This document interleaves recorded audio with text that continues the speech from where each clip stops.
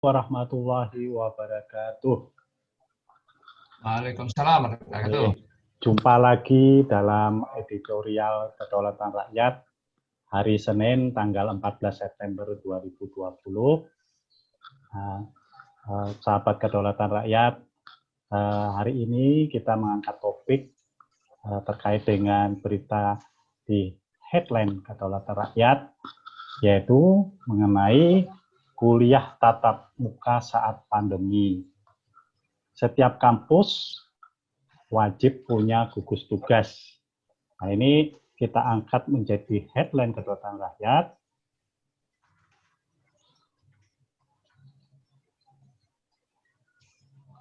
Ya, di dalam headline Kedaulatan Rakyat bahwa kampus yang menginginkan kuliah tatap muka menurut Ketua Satpol PPD Pak Noviar Rahmat itu mewajibkan harus punya gugus tugas. Karena apa? Gugus tugas itu penting untuk memastikan proses penegakan protokol kesehatan berjalan dengan baik. Nah, apakah sebetulnya kondisi kita sudah siap untuk melakukan kuliah tatap muka? Nah, ini kita belum tahu secara persis ya. Tapi ini ada di berita kita di lain bahwa Muhammadiyah secara resmi tetap melarang pembelajaran tatap muka. Nah, di bagian lain dari halaman Kedaulatan Rakyat, namun masih membolehkan tatap muka asal betul-betul kampus tersebut punya prosedur, punya ketentuan mengenai pelaksanaan penegakan kesehatan melawan COVID-19. Nah, berikut ini kita pengen mengetahui sebetulnya bagaimana sih kondisi Yogyakarta terkait dengan rencana pelaksanaan kuliah tatap muka yang akan dimulai oleh sebuah kampus, yaitu menurut informasi adalah UNY, kemudian mungkin dia akan diikuti oleh kampus-kampus lainnya. Namun kita ketahui juga bahwa perkembangan pandemi COVID-19 di DIY, Harian Kedaulatan Rakyat menampilkan data di halaman 1 bahwa DIY sebetulnya pasien positifnya sudah 1.836. Kemarin hari Minggu itu telah bertambah 49 pasien positif COVID-19, kemudian pasien yang sembuh itu ada 1.332 atau bertambah 7 orang pasien yang sembuh, dan meninggal itu adalah 52 atau 52 orang meninggal atau bertambah meninggal 2 orang pasien. Nah, untuk lebih mengetahui sebetulnya bisakah sebetulnya kampus-kampus itu melaksanakan kuliah tatap muka, kalaupun harus kuliah tatap muka, apa yang harus diperhatikan? Karena sebetulnya DIY itu dilematis juga, karena DIY adalah sendi perekonomiannya adalah dari sektor pendidikan dan pariwisata. Kalau tidak ada mahasiswa yang hadir di Yogyakarta, tentu akan berdampak pada perekonomian DIY. Telah hadir dalam ruang editorial pagi ini adalah Ketua Ikatan Dokter Indonesia Daerah Istimewa Yogyakarta, yaitu Bapak Dr. Joko Murdianto, spesialis anak. Kita sapa dulu Pak Dr. Joko Murdianto. Selamat pagi Pak Dr. Joko. Selamat pagi Pak Jono. Assalamualaikum warahmatullahi wabarakatuh. Pak, bisa dilihat gambarnya Pak Dokter? Oke, Pak, lihat gambarnya biar jelas. Ya, Pengen lihat wajah Pak Dokter Joko ini selalu di media diberitakan nih. Wah. Nah.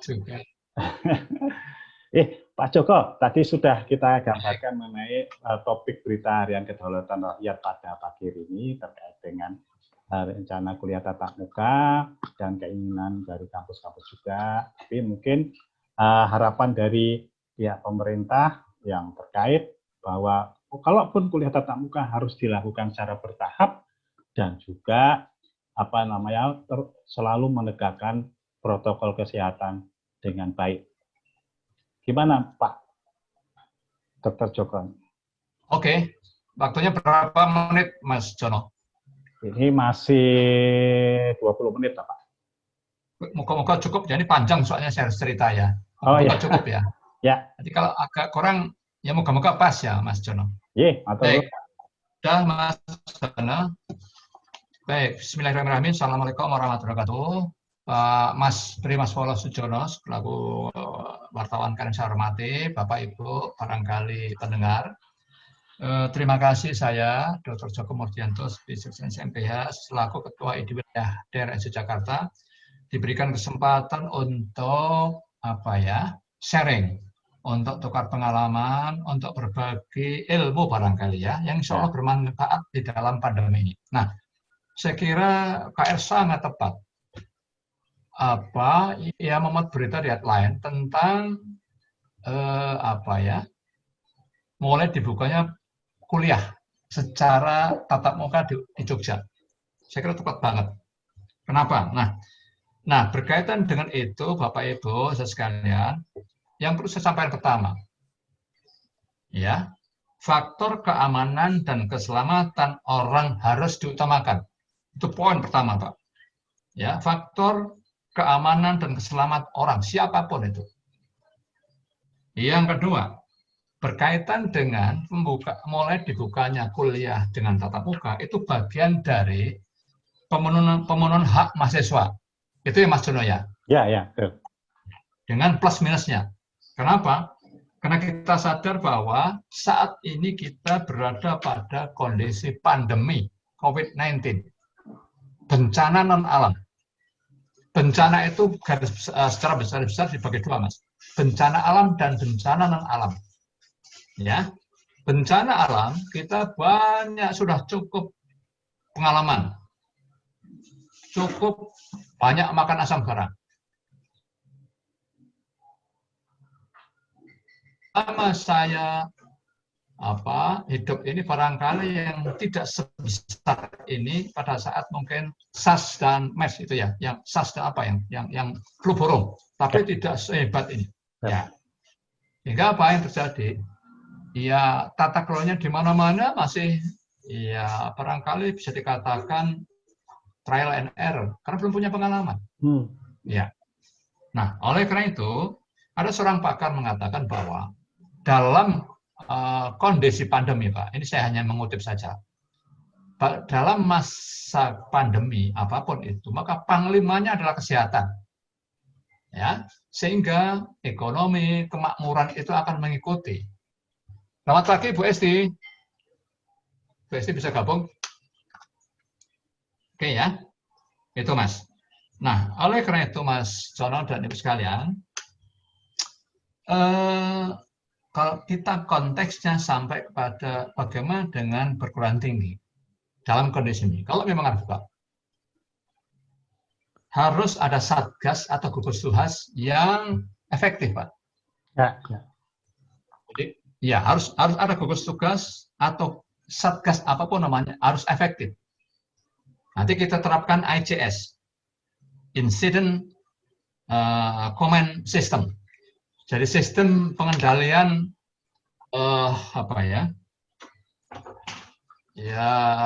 pandemi ini, sehingga nanti ada pusat pengendalian operasi dan sebagainya. Nanti bisa di googling itu ya.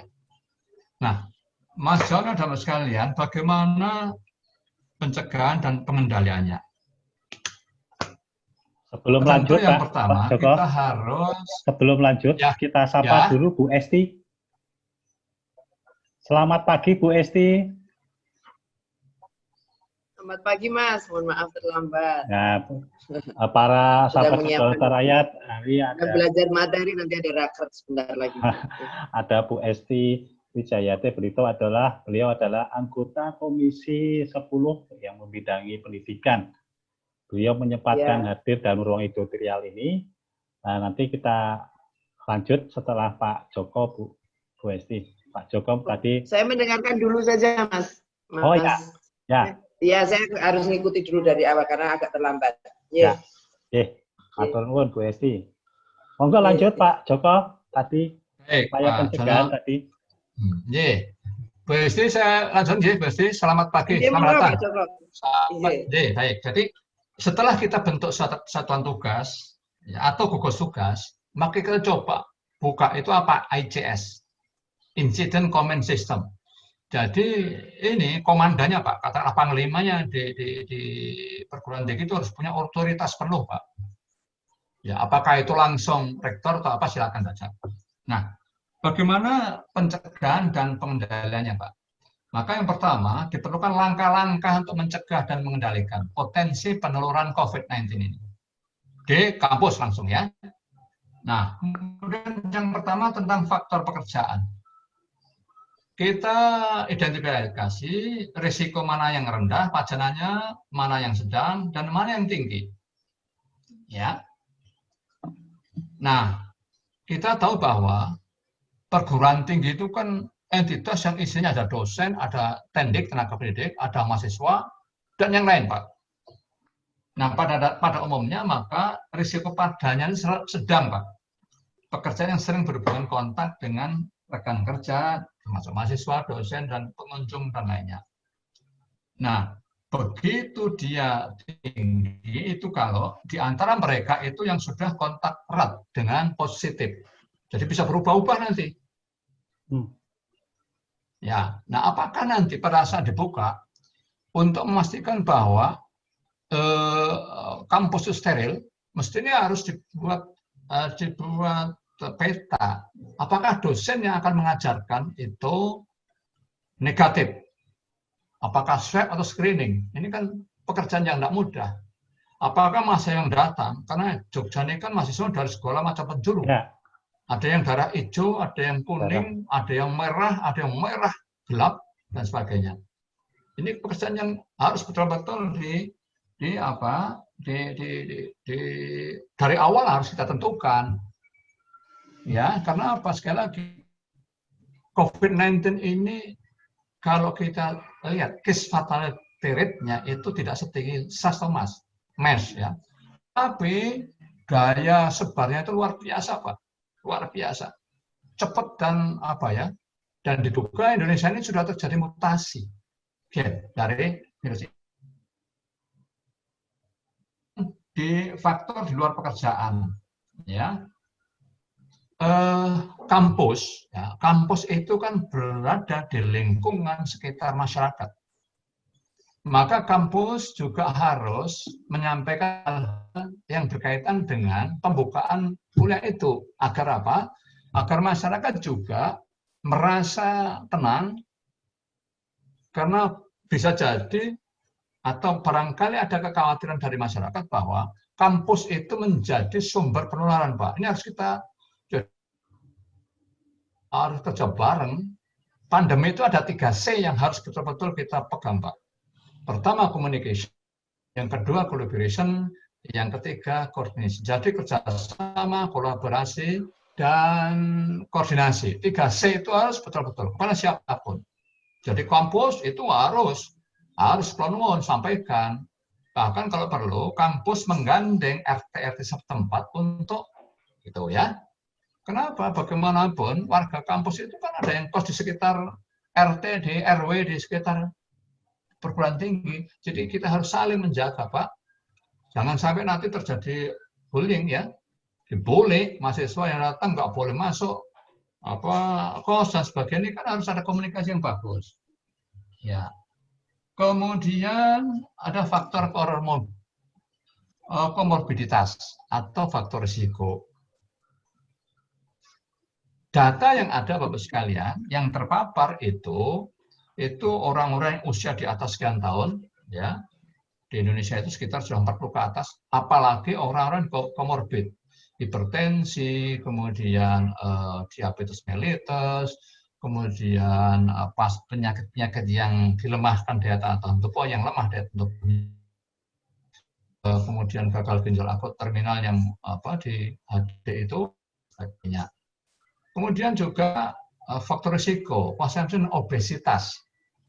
Kalau panjenengan melihat teman-teman kami yang meninggal itu rata-rata obesitas, Pak. Selain juga ada komorbid. Ini juga harus kita data betul. Karena apa? Komorbiditas dan faktor risiko itu menjadi titik yang Nah, kemudian setelah itu Bapak Ibu sekalian, kalau misalkan ya, tapi ini kan belum.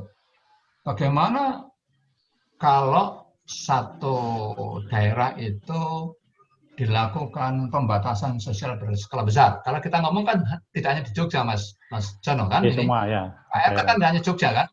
Ya. Jakarta kan konon kabarnya ada PSBB. Nah, bagaimana di Jogja? Di Jogja kalau saya barangkali ya, ini saya pribadi, belum ide ini Pak. Bukan pembatasan sosial berskala besar, tapi pembatasan sosial berskala terbatas, Pak. Saya dapat WA dari teman saya malam Ahad kemarin, itu di alun-alun begitu ramainya, Pak. Ini kan menjadi saya sebagai orang tenaga kesehatan, di mana teman-teman sahabat kami yang sudah meninggal, semoga Allah lempangkan jalannya di surga, itu ada 110 lebih ya, mungkin 115. Bahkan beberapa hari yang kemarin dalam 24 jam itu ada yang 4 meninggal, Pak. Kami orang yang di garda depan betul-betul miris dengan kayak begini, ya. Sementara penegakan aturan terhadap protokol kesehatan itu belum efektif. Sejak awal bulan Februari, Mas Jono, di wakil ketua mewakili, saya sudah bersuara keras itu. Secara logika kan mudah, secara logika ya.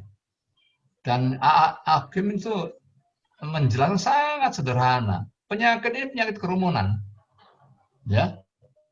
Di latar belakang saya itu ada VDJ, ventilasi durasi jarak. Bagaimana ventilasi di rumah, jangan sampai tertutup. Ya, ruang tertutup sangat potensial mudah tertular. Kalau ketemu orang durasinya berapa menit ada, jangan sampai lebih sekian menit. Ya, jaga jarak itu pasti VDJ. Ya, jadi mudah. Karena apa? Karena virus ini keluar masuknya itu lewat mulut dan sekitarnya. Artinya secara kasar saja barangkali. Kalau mulut itu berangus, Pak, semua berangus, insya Allah penularan akan bisa ditangani dengan bagus. Karena ada satu contoh negara yang cukup berhasil, barangkali bisa sampaikan, Taiwan itu cukup berhasil. Teman saya yang ada di sana itu, Pak Jono, ya, 99% ya, konon kabarnya, orang yang keluar rumah itu harus pakai masker. Bahkan kalau didenda, dendanya itu kalau dirupiahkan kira-kira 8 juta, Pak, kalau tidak pakai masker. Ya, ini memang kalau kita bicara dengan adaptasi kebiasaan baru, bermasker itu nggak tahu sampai kapan, Pak. Saya yang sudah terbiasa di kamar operasi, ya, pakai masker itu kadang lupa, Pak, tidak enak. Nah, karena itu bagian dari membudayakan, ya harus dipaksa. Ya, bahkan Ketua Umum Perhimpunan Dokter Spesialis Paru Indonesia, Mas Jono. Ya. Jadi kalau bagi keluarga yang di rumahnya itu ada anak muda yang sering pergi keluar, tidak hanya pakai masker keluar rumah, Pak. Di rumah diusahakan pakai masker, loh, Pak. Sampai sebegitunya. Ya. Tidak hanya di luar rumah, di dalam rumah pun, rumah yang di situ ada anak muda, ya, yang insya Allah tidak punya komorbid, dari faktor risiko juga enggak, ya, tidak masuk. Sementara di rumah itu ada orang yang sangat potensial gampang terjadi penularan, itu disarankan pakai masker. Ya, jadi kalau Mas Jono ada punya anak SMA, sementara di rumah ada simbah putri misalkan, maka di rumah harus pakai masker. Ini kan perkembangan yang terus berkembang, Pak. Ya. Pak Joko. Ya, dulu awal-awalnya masker itu bagi yang sakit, ternyata enggak. Terus berkembang ini masker ini. Pak Joko. Barangkali Pak itu dokter, ya. Pak dokter. Ya. Ini ya. Dari penjelasan Pak Joko sendiri tadi dari awal. Nah, sekarang mungkin pesan apa bagi kampus, bagi masyarakat, Ya. dosen, mahasiswa, kemudian pemerintah juga terkait dengan rencana Putus, Pak. terkait dengan kuliah tatap muka ini yang akan dimulai oleh sebagian kampus secara bertahap. Mungkin pesan apa yang paling penting sebelum kita nanti minta tanggapan dari Bu Esti. Esti ini pasti juga mengamati terus terkait dengan penjelasan Pak Dr. Joko dan diskusi kita. Monggo Pak Dokter.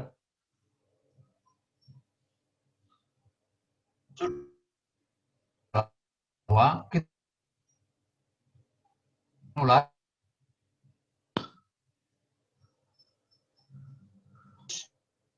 telah punya satgas dan gugus tugas COVID-19 yang efektif. Terapkan itu AJS. Apa itu AJS? Googling, Pak. Tidak mungkin saya bawakan sampai di sini. Jadi kalau ada positif, gimana penanganannya, kemana, bagaimana tracingnya, kapan isolasi, kan sebagainya itu harus jelas, Pak. Jadi harus kita siapkan semua.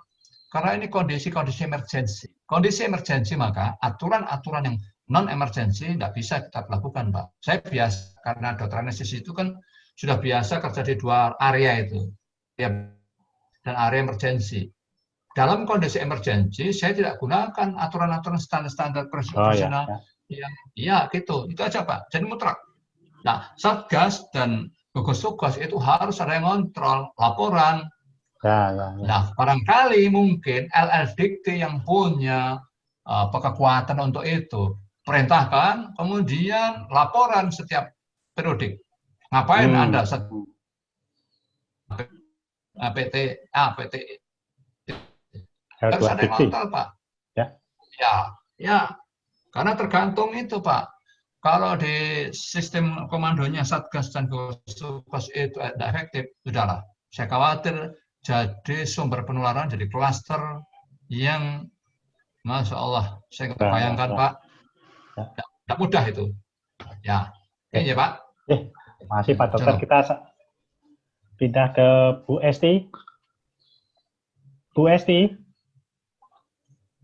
Ya. Bu Esti ini tadi Pak cukup panjang Pak Dokter. Selamat pagi Pak. Selamat pagi Bu Esti. Joko, Pak. Selamat pagi Bu Esti. Nah tadi ada.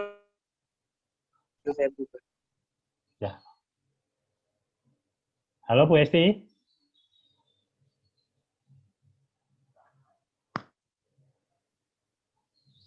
Halo Bu Esti.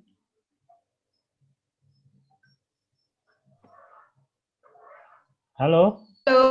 Ya. Halo Bu. Nah. Halo. Ya.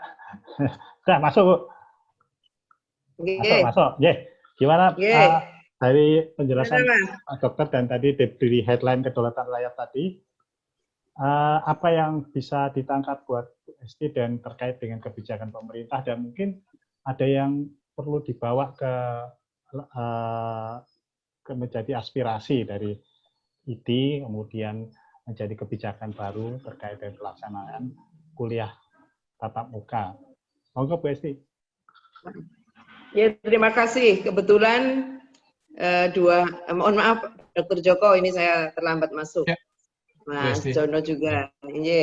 Saya mau menyampaikan bahwa 2 hari ini kami memang melakukan rapat kerja dengan Kemendikbud. Hari ini dimulai nanti jam 9 dan hari besok kami juga akan melakukan rapat kerja dengan Dikti. Artinya apa yang disampaikan Dr. Joko ini menjadi salah satu referensi kami untuk kemudian kami sampaikan di dalam forum rapat kerja, meskipun rapat kerja kami sekarang semua dengan virtual.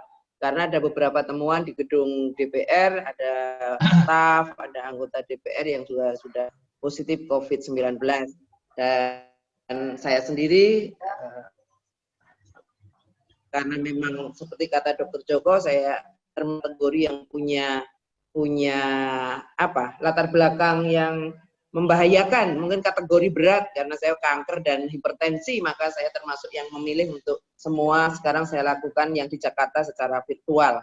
Apa yang disampaikan Dr. Joko, dengan beberapa catatan yang disampaikan ini sebenarnya menunjukkan kepada kita, lalu ada pertanyaan besar. Apakah memang ketegasan sikap, kemudian pendisiplinan untuk melakukan protap COVID-19 itu sudah bisa dilakukan dengan benar? Kalau kita akan melakukan pembelajaran ataupun kuliah secara offline. Jadi pastikan dulu, ketika kita melihat di tengah-tengah masyarakat kita, berapa sih persentase kedisiplinan yang taat pada protokol COVID-19? Kalau Dr. Joko mengatakan mungkin harus di atas 90%, baru kita berani membuka. Itu kalau saya bisa menangkap sedikit yang tadi disampaikan. Nah, tetapi kita lihat, ketika kuliah mau berjalan, anak tersebut rata-rata memang tidak semuanya asli dari Jogja, misalnya kalau kita bicara Jogja. Kita bisa melihat daerah asal dari anak tersebut bagaimana. Apakah juga di sana diterapkan kedisiplinan protokol COVID-19? Kemudian dari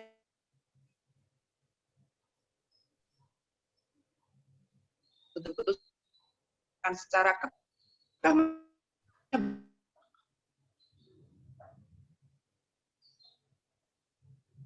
anak atau mahasiswa, tetapi asal muasalnya kemudian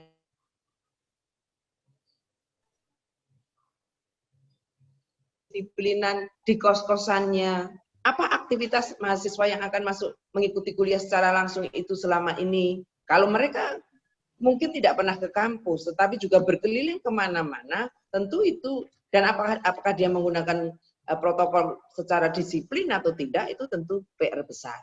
Betul bahwa kewenangan diberikan kepada pengelola kampus jauh lebih tahu mengenai mahasiswanya atau anak-anak didiknya.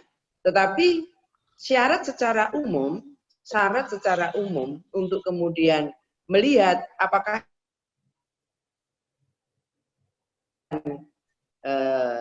pelaksanaan pembelajaran secara langsung ini yang kemudian harus betul-betul kita kaji, kita teliti secara benar.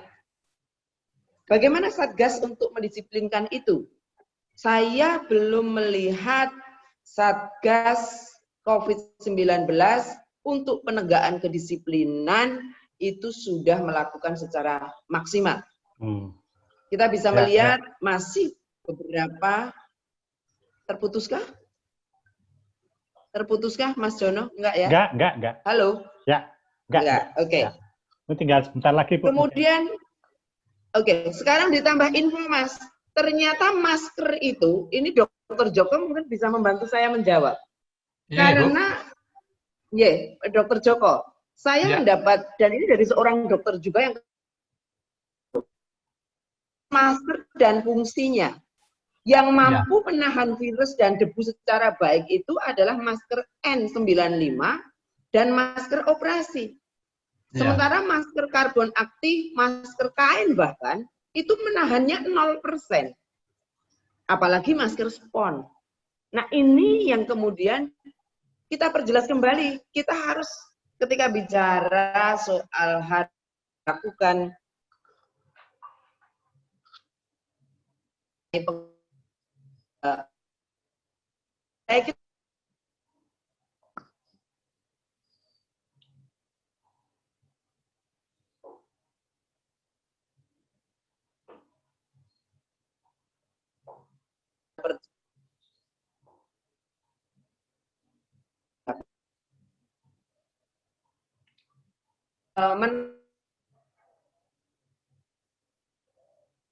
80%. Baiklah, kalau begitu kita harus memakai masker operasi. Nah, pertanyaannya kalau masker operasi ini dipakai untuk masyarakat, pertama, bagaimana dengan dunia kedokteran? Mereka masih sangat butuh. Jangan-jangan ini akan mengganggu, masker operasi ini akan mengganggu kalau kemudian banyak disedot oleh masyarakat. Yang kedua, harganya bagaimana? Nah, ini tindak lanjutnya bagaimana kemudian pemerintah harus menyiapkan masker operasi dalam jumlah banyak yang sekian besar ketika kita bicara kita mau mendisiplinkan masyarakat. Mungkin kalau di rumah bisa pakai masker kain saja, tapi ketika bertemu di luar, apakah masker kain ini cukup membantu? Karena ada penelitian yang seperti itu. Saya kira itu, Mas Jono. Jadi kalau butuh, jadi kalau kita mau memang ingin kuliah secara langsung dan memang baru ada, sepertinya sudah dibatalkan itu kampus yang akan melakukan melakukan kuliah secara langsung, karena salah satunya adalah menantu saya ini di kampus, salah satu kampus yang melaksanakan, tapi kemudian dibatalkan kembali karena memang ada kekhawatiran dan termasuk ada surat dari yayasannya untuk tidak melaksanakan dengan pertimbangan beberapa hal tadi. Saya kira itu, Mas Jono. Sepertinya kita belum siap kalau kita katakan karena masyarakatnya belum siap sepenuhnya untuk itu. Terima kasih. Baiklah pemirsa, baiklah sahabat kedaulatan rakyat. Demikian tadi tanggapan dari Pak Dr. Mudianto dan Esti Wijaya. Mas Jono. Ya. Mas Jono. Ya. Sedikit saja. Oh, Bu Esti, ya. jadi begini Bu Esti, meluruskan dengan masker tadi. Jadi memang kita harus cari referensi. Kalau masker kain itu 0, itu saya kira tidak tepat juga, Bu. Tapi bagaimana? Tidak. Itu saja. Tapi kami masih perlu referensi yang lebih. Berapa persen? Kalau N95 itu pasti, 95 itu yang tertahan, yang lolos 5% itu bisa. Tapi yang lain ada persentasenya itu. Tapi kalau kain masih tetap, Bu, daripada tidak. Ya, tapi akan mencari nanti barangkali sonjo inovasi. Karena ini kebetulan sudah beredar luas di kalangan para pemegang. Ya, terima kasih Pak Joko, karena ini sudah beredar. Saya khawatir nanti itu jadi kalau orang pakai masker beda, nanti orang yang di garda depan nggak dapat itu masker. Dapat masker. Ya, justru itu harus dipertimbangkan. Betul. Yang concern yang penting betul, saya menegaskan. Dan Bu Esti mohon ini di apa Bu Esti, saya minta betul, saya sebagai rakyat, saya mohon kepada anggota Dewan yang terhormat. Tolong Bu Esti di atas itu disuarakan betul penegakan disiplin protokol kesehatan Bu Esti. Apa susahnya ya? Saya sudah ngomong sejak Februari itu. Di perempatan ada polisi, ada naik sepeda motor nggak pakai semprot, ditilang, kalau nggak dikasih masker gitu. Terus gitu. Jadi ada, nah termasuk juga nanti di perguruan tinggi, gugus tugasnya itu ada polisi COVID-nya, di link kemana-mana. Apa saja orang yang tidak taat kepada protokol kesehatan semprot itu, Pak. Ya ini memang kebiasaan baru, nggak boleh gelombol-gelombol, nggak boleh nggak pakai masker, cuci tangan, harus cuci tangan, terus gitu, Pak. Karena memang ini pembudayaan itu harus dipaksa, nggak beda. Dipaksa, terpaksa, bisa, biasa menjadi budaya. Itu Mas Jono ya. Bu Esti kalau nanti kesamping yang saya punya nanti minta Bu Esti, kalau masih perlu referensi untuk itu. Ya, saya minta Pak Joko, nanti saya dikirim nomor handphone Pak Joko. Oke, nanti tak kirim. Mas Jono, saya minta nomor handphonenya. Oh siap, nanti saya kirimkan. Pak Joko supaya kami bisa berkoordinasi, ya, Mas Jono. Oke, nanti. Betul Bu, Mas Jono saya minta. Ya, namanya Bu Esti, siap. Bu Esti tetap sehat. Nah, terakhir, Bu Esti di dalam selalu Bapak Joko juga sehat. Terima kasih. Sehat ya Bu. Di rumah pakai masker semua Bu Esti. Makasih banyak Pak Dokter. Sampai ketemu lagi. Oke. Baiklah sahabat kedaulatan rakyat. Demikian ini menarik sekali diskusi membahas berita di Harian Kedaulatan Rakyat hari ini.